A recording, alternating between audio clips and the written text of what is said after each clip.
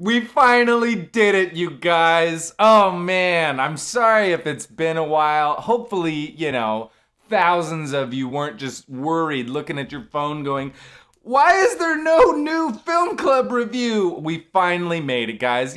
Sometimes our lives can get a little busy and fun things like this have to take a little bit of a back seat, but we're back. We did it. We watched this movie that I told you about a while back, but we finally watched it. Also, hello. I'm Carson Higgins. This is my friend Groot. If you've never been here before, we watch a movie usually every week, but this one got away from us a little bit. But yeah, Filmstruck Film Club. Go check it out on Instagram, YouTube, Facebook. We're a nice little community of people who like watching movies. A lot of times it's on the Criterion channel, or a lot of these other films we've been finding on HBO Max. They've got a really good selection over there. But this movie, I wanted to pick this movie because we were watching films in February that were directed by black filmmakers. And in March, I was looking forward to watching films directed by women. So this one just perfectly aligned the two because we watched a film directed by a black woman, and it is her debut feature film, which is also very exciting. I love watching directors' debut movies. It's always so nice to be like, what do you do? And this was seriously a great debut. I somehow had never seen this movie. But the Criterion Collection added it to their collection just at the end of 2021. So it's now officially, in the Criterion Collection, and it is the year 2000. That's right, Y2K baby, here we are. It's 2000's Love and Basketball.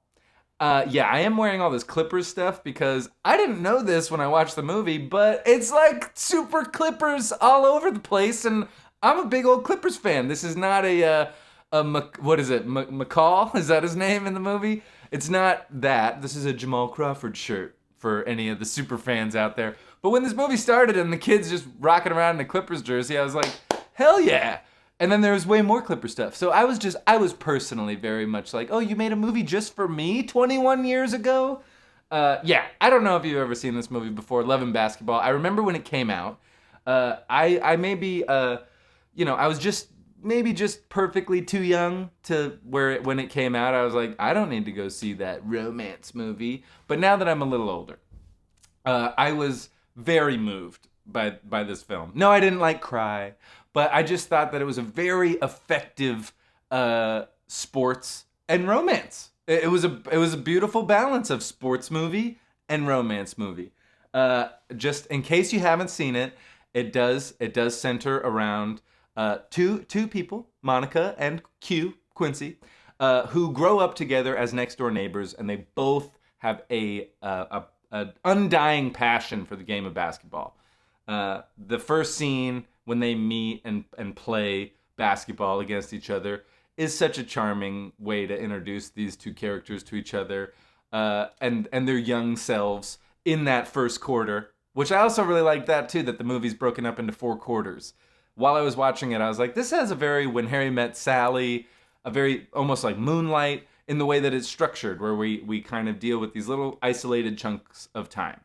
And then in watching a behind the scenes thing, it was a Q&A rather, where the director, I haven't even said her name yet, and I'm sorry, but Gina Prince-Bythewood, I hope that's how you say the last part of her name, but this was her feature film debut, like I said, and hearing her say that she basically wanted to make a black When Harry Met Sally really clicked with me, where I was like, I already thought that you had achieved that while I was watching your film. So kudos to that.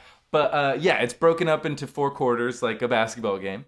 And so the kind of who is winning at the end of each quarter is kind of an interesting thing to play along with if you are a basketball fan. And it's one of the best parts about the movie is it's like almost the perfect date movie, which I was like, leave it to a woman to be able to craft a movie that it's like, I want to make a movie that honestly depicts romance, honestly depicts what I'm passionate about, which is athletics, and I want to be able to have men and women go to this movie together and neither of them feel like they had to compromise. You know what I mean? I was sitting there jazzed about the basketball and then getting seduced by the romance, where maybe if you're a female audience member, maybe you're there for the romance and you're getting a little seduced by the basketball. I don't know. It's all good and exciting. But I've already been talking for too long. I haven't even told you some fun things about it. It's got an 85% on Rotten Tomatoes, so it is certified fresh, cult classic. It's got an incredible soundtrack.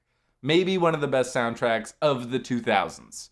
And and I'm totally dead serious. It's one of the great soundtracks ever. I'm just gonna give a special shout out to this woman's work, the Maxwell cover of the India RE song, where our two characters have a lovely embrace to this song. And I was just like, man, way to use this woman's work in the perfect way. So I read some people like didn't like that song being used there, and I was like, whatever. I don't share your opinion, sir or madam. But this film was also an award winner. It won some BET awards. It won some black, what is it called? Real Black, I believe is what it's called, Film Awards. It even won an Independent Spirit Award for Best First Screenplay. And I'm like, that's pretty cool. This movie's doing pretty well for itself. I also appreciate that over the years, it's like really kind of garnered the respect that it deserves, because maybe when it first came out, it was coming out around the same time as like movies like Save the Last Dance, and nothing against that movie. But, you know, maybe it felt like it was a little more cookie cutter, generic version of this story. But it does do a really good job of depicting women in sports, especially at this time of like the 80s through into the early 90s, before the formation of the WNBA. So I love in the beginning when she's balling out on these boys and she's saying like, I'm going to be the first girl in the NBA. And I just love her passion and her drive. And it comes up quite a bit in the film where, you know, she's passionate, right? So if she gets a bad call or something by the ref and she's, you know, having a physical outburst about the bad call, she, you know, is getting treated maybe unlike some of her male counterparts, where they're allowed to show their emotion a little bit more, and women are still, you know, expected to be a little bit more ladylike, which has continued to be an issue, right? With women in athletics all the way until right now. But yeah, I gotta say, like, there's a great supporting cast in this film as well. Alfre Woodard just knocks it out of the park as the mom of Monica. Dennis Haysbert from the Allstate commercials, but not from the Allstate commercials, right? That's just maybe how you recognize him immediately, because he's got that voice and that face. He's great. He's also been the president, though, so, you know, he's the man. But he plays Q's dad, who was on the Clippers, and so I was just like, this is really cool. But yeah, there's a moment in the film that I think is really smart. There's a bunch of smart moments, but there's one in particular where a lot of times in sports movies, you know, it's all about the hero making the game-winning shot. And there's a sequence where once we're in college, right? They're both going to USC, and her coach is telling her, you know, offense sells tickets, defense wins games. And so, of course, in what may be in a typical sports film is the hero making the game-winning shot or something like that. We win the game when Monica runs down court and takes the charge that denies the game-winning basket, and they win the game by 1. And so I was just like, you know what? That's really smart to have a defensive play win the game when you've already been trying to drive home to this character that defense wins games.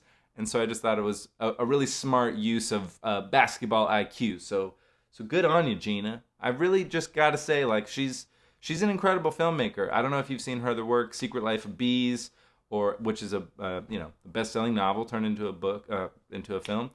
She also made Beyond the Lights, which I remember when that came out a couple years ago, but I never saw it. And so now that I've watched Love and Basketball, I'm really eager to check out this Beyond the Lights movie. But yeah, Gina is the shit. Let's just put it out there immediately. Yes, Spike Lee was a producer on this film, very instrumental in helping getting this film made, apparently, from just hearing her talk about the process. There's a great interview. It was like a Q&A after a screening at BFI. And if you're interested, it's just a really great kind of insightful discussion about the making of this film, how it came to be, the casting process. She was looking for like basketball players that could act, and she wound up finding an actor who she just had to teach to play basketball. And Sanaa Lathan's really had to work her ass off to prove that she could ball and carry the basketball part, because the romance part was clearly already handled, because turns out her and Omar Epps were like secretly dating when this movie was started, unbeknownst to the writer-director, right? So that's kind of a fun little thing there. Yeah, I don't even know what else to say. All I got to say is that I was very like surprised by how much I liked this movie. I just wanted to keep going. There's some beautiful scenery as well. I mean, we're at USC, we're in Los Angeles and Baldwin Hills, we're in Spain, and at one point when she's playing overseas, and then of course it's got this great ending where they play one-on-one for the heart of Q. Because just real quick, he had two separate parts of this movie is with Gabrielle Union and Tyra Banks. And both times, my girl manages to get him to look the other way and say, hey, I've loved you since I was 11 years old. You cannot marry Tyra Banks. You can't. In fact, we will play one-on-one to the death. Not really.